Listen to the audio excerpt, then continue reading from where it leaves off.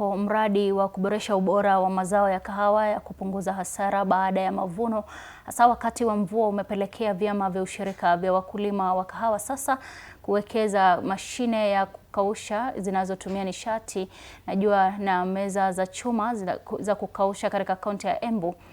Na mradi huu ambao ni sehemu ya mpango wa kufufua kilimo cha kahawa unalenga kubadilisha meza ya zamani za mbao zilizokuwa zikiharibika na pia kuharakisha kipindi cha kukausha ambacho sasa kimepunguzwa kwa kutumia mashine ya kukausha zinazotumia nishati ya jua.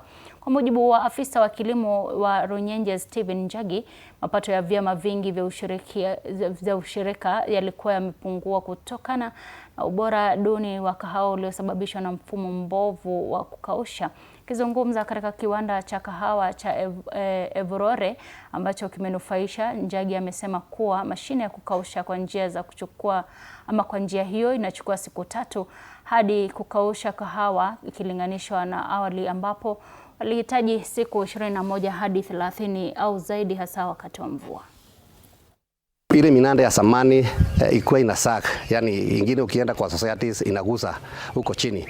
Kwa hivyo kahawa inapata baridi.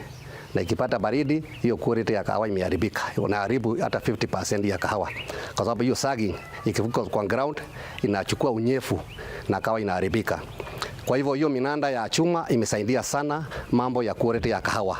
Na hiyo ni kuongeza value ya kahawa kwa soko. Tulikuwa na shinda ya wakati wa baridi kahawa ilikuwa inakaa muda mrefu sana bila kukauka, lakini tangu wakati tulipata solar dryer sasa tuko mbele, sababu kahawa yetu inakauka wakati wa muda mfupi sana. Kwa hivyo tunapeleka kahawa yetu kwa soko bila kukaa sana, na tunaingia kwa soko wakati soko siko sawa, sababu wakati mwingi soko zinakuwa sawa, zinakuwa nzuri wakati zinaanzia, na tunakuwa na kahawa yetu kwa soko. Na